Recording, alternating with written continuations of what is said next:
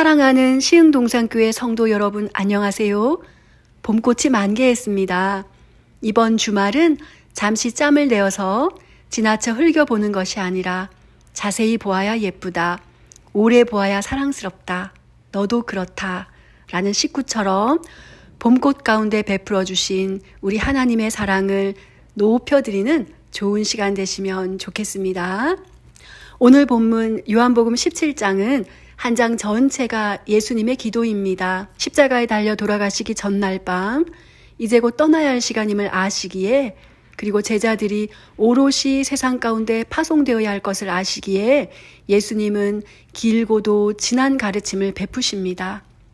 만찬을 마치신 예수님께서는 13장에서부터 16장까지의 모든 가르침 후에 제자들이 다 보고 듣는 가운데 오늘 17장에 공식 기도를 하시며 제자들과의 마지막 시간을 마무리하십니다. 우리가 잘 알듯이 예수님은 기도의 사람이었습니다. 공생애를 시작하실 때도 기도로 시작하셨고, 치열한 사역의 현장 가운데서도 습관을 쫓아 기도하셨습니다. 또한 주기도문을 통해 어떻게 기도해야 할지를 제자들에게 가르쳐 주셨고, 겟세마네 동산에서는 땀이 핏방울같이 되도록 깊은 고통 속에서도 기도하셨습니다. 오늘 마지막 고별 강화를 마치신 다음에도 예수님께서는 제자들과 함께 기도하심으로 하나님께로 향하고 있습니다. 하나님은 우리의 기도를 기뻐하십니다. 하나님은 그의 사랑하시는 자녀들을 기도를 통해 만나기 원하십니다. 기도하기 위해 높은 학위가 필요한 것도 아니고 어려운 지식이나 기술이 필요하지도 않습니다. 그저 기도하고자 하는 의지적인 행동만 있으면 누구라도 기도할 수 있고 누구라도 기도를 통해 하나님을 만날 수 있습니다. 로마서 1장 19절, 하나님을 알만한 것이 그들 속에 보임이라. 쉬운 성경으로 다시 한 번 더 읽어보겠습니다. 하나님께서는 사람들에게 하나님을 알 수 있게 하셨으므로 사람들 속에 하나님을 알 만한 것이 있다는 것이 분명합니다. 그러니까 하나님께서는 우리로 하여금 하나님과 교제하도록, 하나님 없이는 살 수 없도록 맨 처음부터 하나님께 기도하는 하나님의 형상으로 창조하셨다는 것입니다. 그런데 우리에게는 왜 이렇게 기도가 자연스럽지 않고 둔하고 불편한 것이 되었을까요? 그것은 죄가 하나님과 우리 사이를 갈라놓았기 때문입니다. 우리를 산만하게 하고 피곤하고 바쁘게 하는 악한 마귀에게 우리 인생의 주도권이 넘어갔기 때문입니다. 다시 한번 오늘 말씀을 통해 예수님처럼 기도하기를 소원하고 기도하기를 순종하는 저희들이 되기를 간구합니다. 본문으로 들어가 보겠습니다. 1절, 예수님의 기도는 아버지여 라는 부름으로 시작합니다. 우리가 기도할 때 제일 중요한 것이 기도의 대상이지요. 세상 사람들이 추구하는 어떤 초월적인 존재 또는 자기 강화적인 내면의 소리, 푸념, 욕망의 발현이 아니라 온 우주 만물을 지으시고 우리 인생을 다스리시는 하나님 아버지께 기도하는 것입니다. 그래서 우리는 기도할 때 제일 먼저 하나님 또는 하나님 아버지라고 부르는 것입니다. 두 번째, 기도는 관계입니다. 하나님과 우리 사이에 나누는 친밀한 영적 교제이지요.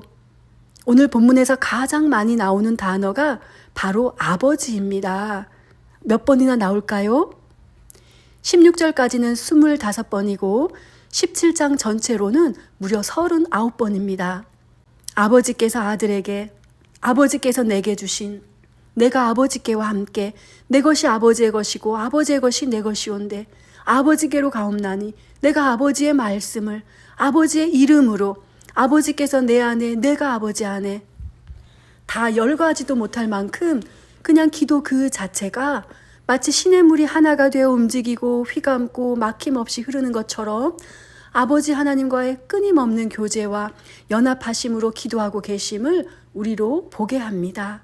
3절 말씀에 영생이 무엇인지 한 문장으로 알려주는 중요한 구절이 나옵니다. 영생은 곧 유일하신 참 하나님과 그가 보내신 자 예수 그리스도를 아는 것이니이다. 아멘. 여기서 알다, 기노스코라는 단어는 지식이나 정보로서의 알미 아니라 관계로서의 알을 뜻하는 중요한 단어입니다. 그것처럼 기도 또한 영생 안에서 누리는 하나님과의 사귐인 것입니다. 죄 때문에 하나님의 형상이 우리에게서 상실되었고, 죄 때문에 하나님과 우리 사이가 가로막혀 있었지만, 이제 예수님의 십자가 공로로 예수님의 이름 힘입어 우리는 하나님 앞에 기도로 나아갈 수 있게 된 것입니다. 그 사랑과 긍휼하심 그리고 따뜻한 돌보심 안에 기도를 통해 거할 수 있게 된 것입니다. 현대의 가장 탁월한 기독교 변증자라고 할 수 있는 C.S. 루이스도 그렇게 큰 족적과 기독교 신앙에 대한 놀라운 수호 사역을 했음에도 20대까지는 기도할 때마다 너무 힘들어서 도대체 벽을 보고 기도해야 하는지, 고개를 숙이고 아니면 들고 일어서서 앉아서 소리를 내는지 삼키는지, 도대체 어떻게 기도를 해야 하는지 기도할 때마다 너무나 힘들고 경직되어서 그렇게 깊은 신앙의 가문과 바탕이 있었음에도 기도하는 것이 너무 어려워서 신앙을 포기할 뻔했다는 얘기를 책을 통해 읽은 적이 있습니다. 세상에나 이런 분도 이런 시절이 있었구나. 저도 깜짝 놀라고 한편으로는 위로를 받은 적도 있습니다. 그만큼 기도를 관계가 아닌 어떤 형식으로 잘못 오해하는 경우가 많다는 것입니다. 사랑하는 성도 여러분, 기도하고 싶고 기도하기 원하고 기도를 해야만 하겠지요.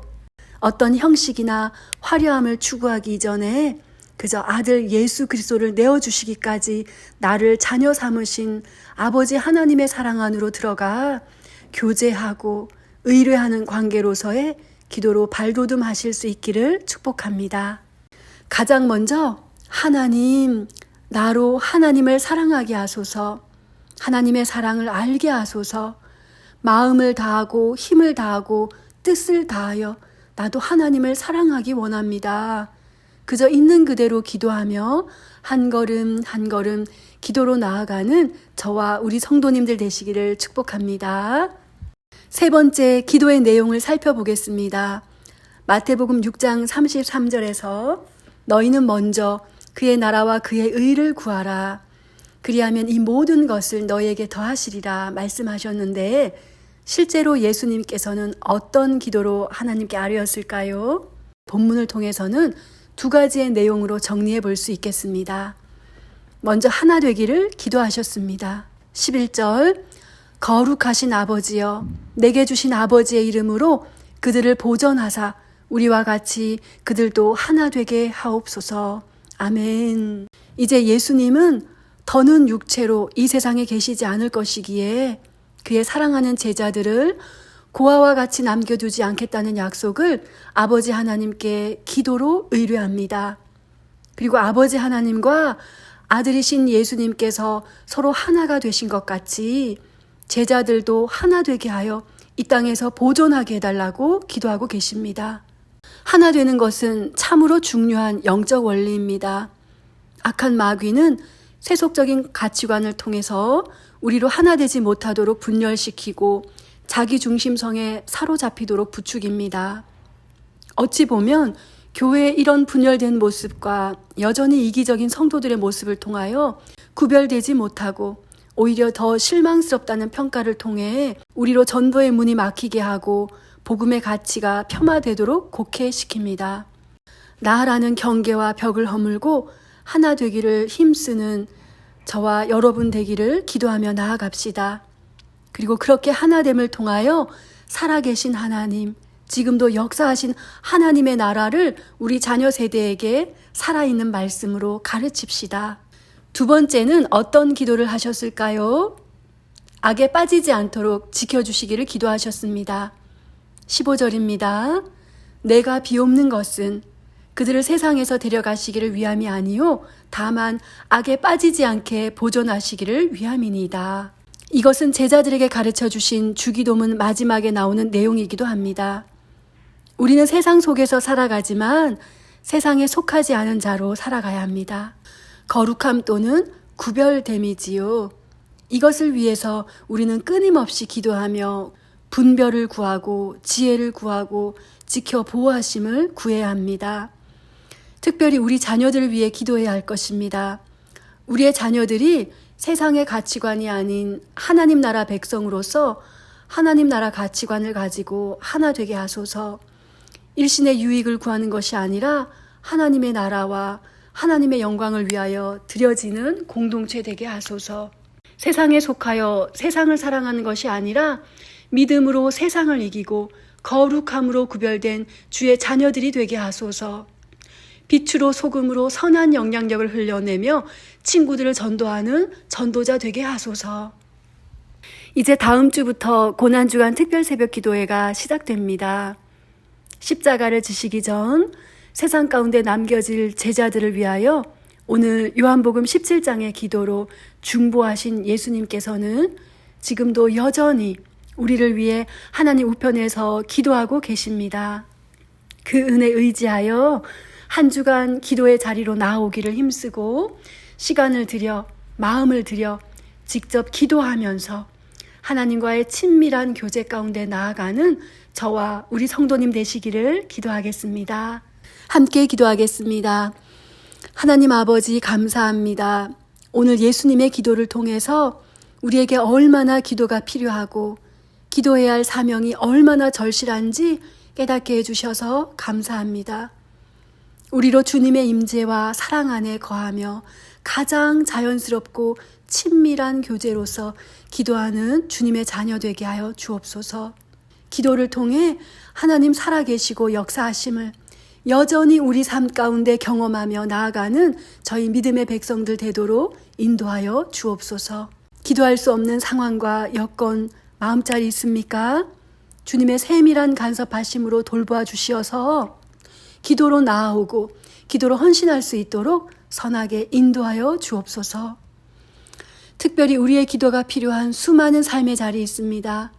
연약한 육체들 붙들어 주시고 믿음의 공동체 하나 되게 하시고 믿지 않는 가족들 영혼 구원하여 주시고 우리의 자녀들에게 믿음을 더하사 창조주 하나님을 고백하며 세상 가운데 하나님을 예배하는 예배자로 우뚝 서게 하여 주옵소서.